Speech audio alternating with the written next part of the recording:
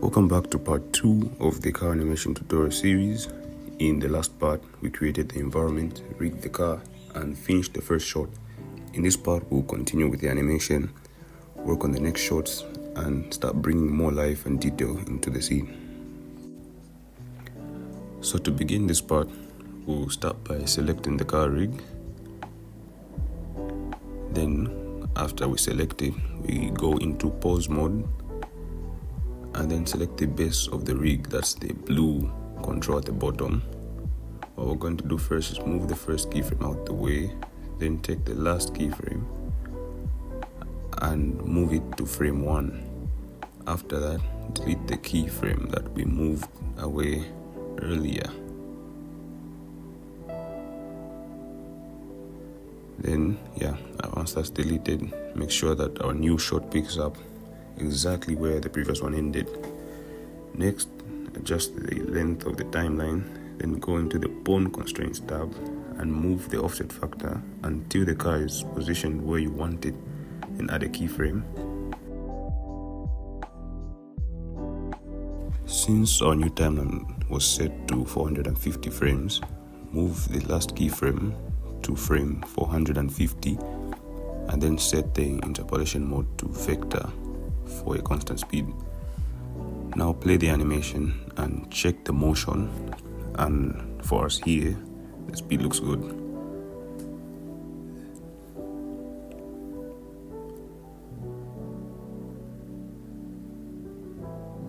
So next, select the camera, delete its keyframes, and then select the car, press the period key to focus the view on it. And once you are aligned from the car's perspective, press Ctrl-Shift-0 on the numpad to set the active camera to this view. From there, you can use the transform tools to adjust and align the camera the way you want.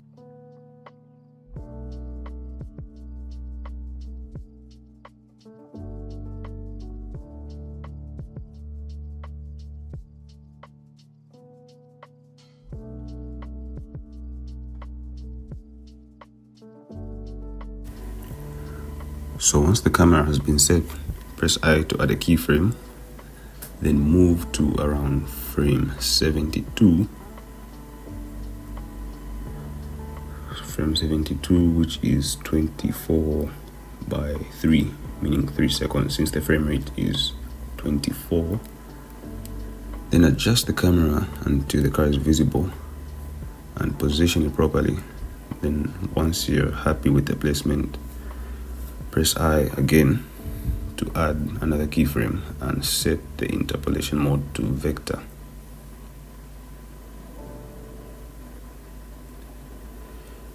Now, as you can see, the car isn't following the car perfectly, so somewhere in the middle of the shot, add another keyframe to reposition it and set that one to vector 2. This helps smooth out the animation, and now the camera moves better.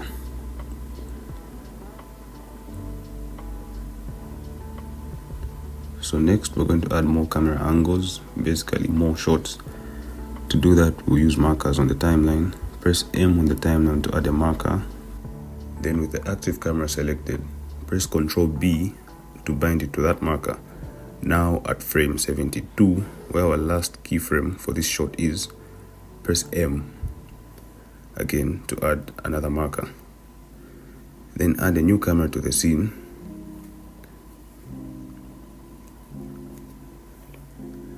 Once that's added, go to that mark on the timeline and press Ctrl B again to bind the new camera to it. After that, position the new camera for this shot. So for this shot, I'm placing it at a low angle in front of the vehicle,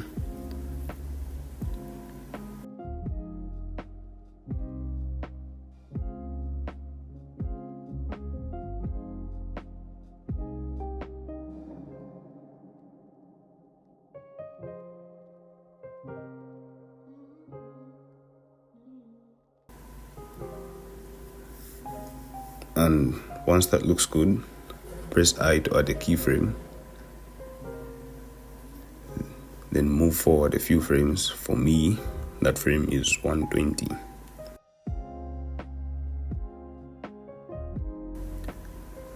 Now go out the camera view, find where the car is at that frame, align your view to it, and then press Ctrl Shift plus 0 the numpad to snap the camera view, then add another keyframe. Once the keyframe is added, set the keyframes to vector.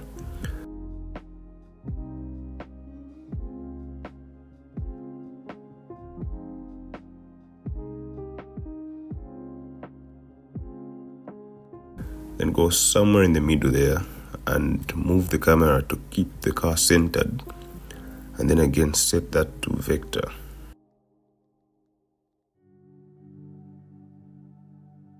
And now, as you can see, that looks a lot better.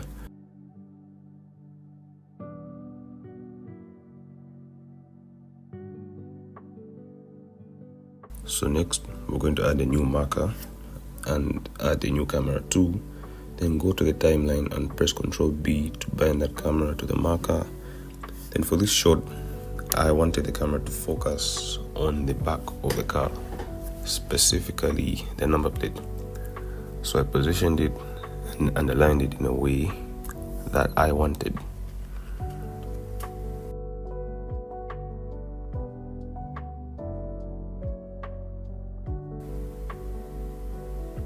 And then once that's done, I parented the camera to the car body so it follows the car as it moves. So now we're going to add a new marker around here, then add a new camera, and after that go back to the timeline and bind the camera to the marker. Next, position the camera just like I'm doing here.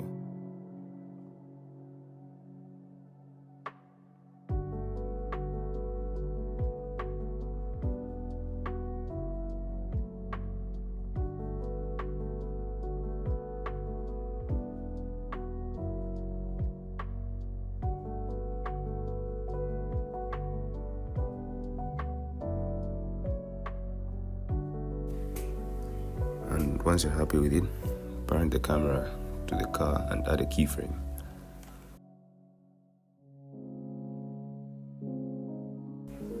Now go into the view panel and enable camera to view so you can freely move the camera using your mouse. From this point, you already know what to do.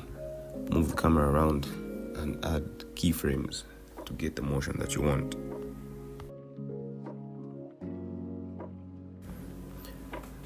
And now once that's done, we're going to open the graph editor from the side, just like this. Open the side panel, switch to the graph editor, then select your camera. After that, select all the keyframes, then press Shift Alt O to sample them, then press Alt O multiple times. It could be 10 times, 15, or even 20 times until the camera animation looks nice and smooth.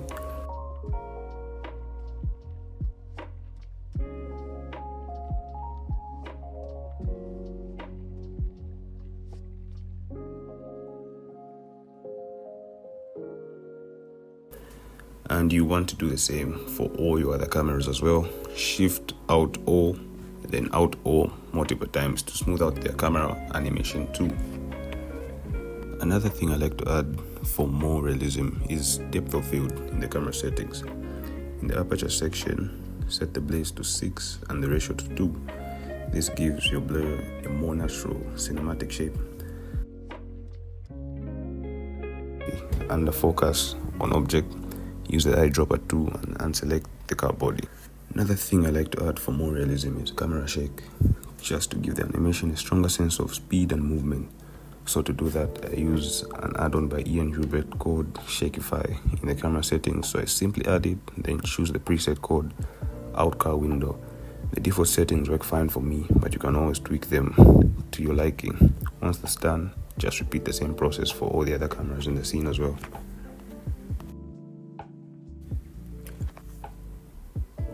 Now we move on to animating the wheels. So for some reason, the add-on doesn't seem to work properly in the newer versions of Blender. I'm not sure if it's just on my end, but here's how I work around it. I open up an older Blender version. For me, that's Blender 4.0. And then I go back into my main scene in the newer version. From there, I make sure I'm at the first frame.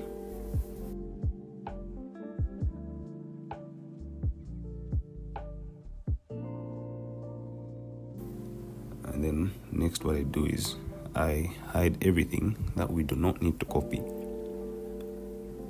Then switch to wireframe mode and select only the car, its wheels, and the rig and path.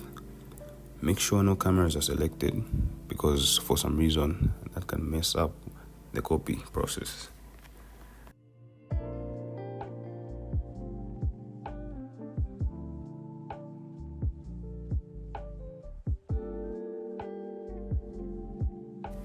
So once that's done, I press Ctrl+C to copy. Then after copying the object, I open Blender 4.0 and paste the car rig into the new scene. Now make sure the timeline matches the same frame range as your main animation scene.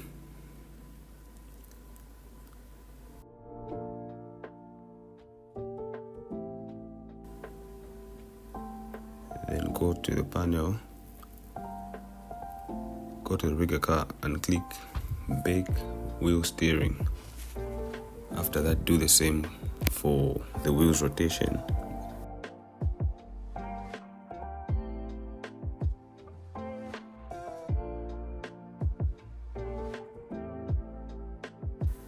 Once both are baked, select everything again, copy it, go back to your main Blender version, delete the old car, and paste the newly baked one.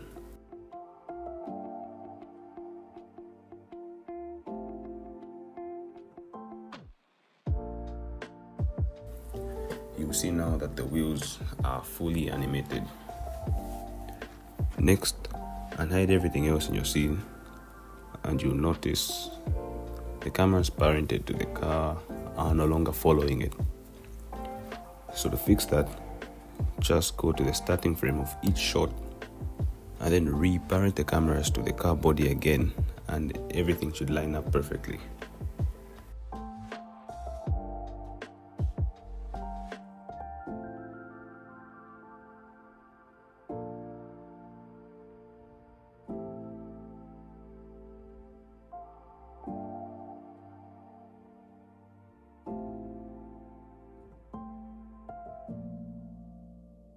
Now we move back to the environment setup. In the previous tutorial, we had limited the trees and grass to only appear in the first shot, but since we've added new camera shots, we will need to extend that area. So now, go back to the weight paint mode and start painting over the areas that currently don't have any weight paint applied to them. This will allow the particle system for the trees and grass to appear in those new sections of the scene, making sure everything looks full and consistent across all shots.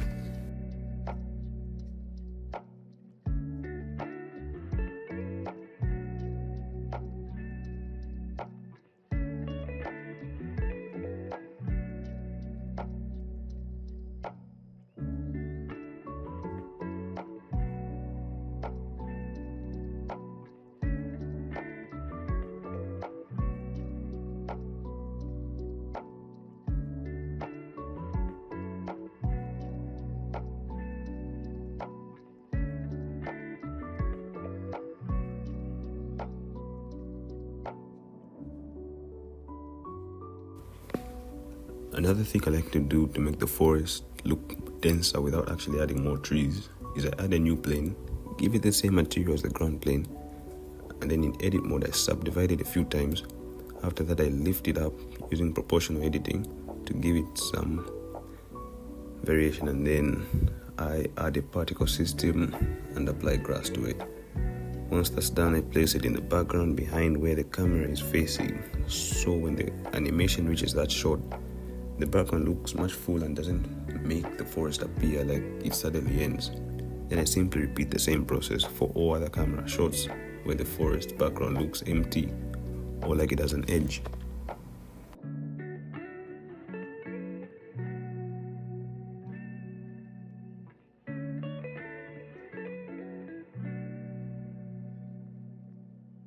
Let's move on to the render settings. So go into your render tab and switch from EV to cycles in case you haven't done that already. Under device, make sure you select GPU and also check denoise, and use GPU has to be checked as well. Then for the render samples, I set mine to 256, but you can also use 100 if you want faster results, but in my case I went with 256. And then you scroll down and enable motion blur, since the car is moving and it makes the movement look much smoother. Then you're going to the output settings, change the file format from PNG to FFmpeg video, choose where you want your animation to be saved. Then once you locate the folder, you just name the animation, and then once the animation has been named, just click accept, and that's where you find your render once it's done. Then also, I forgot to talk about the sky. So for the sky, I went into the world properties, changed the color to sky texture, and lowered the strength from 1 to around 0.3. You can adjust to however you like depending on your scene. Then just tweak the sun's elevation and rotation until it matches the look you want. And that's it. Once everything is set, just hit render animation, or just press Ctrl plus F12, then let it render, and you're done with the first shot. And that's it for part 2 of this tutorial. In the next part, we'll continue building on what we've done so far and make the animation look even more realistic. If you found this helpful, make sure to like the video, subscribe, and turn on notifications so you don't miss part 3 when it drops. You can also get the full project files and early access to upcoming tutorials on my Patreon, link in the description. And as always, if you've got any questions, just leave a comment below. I reply to all of them.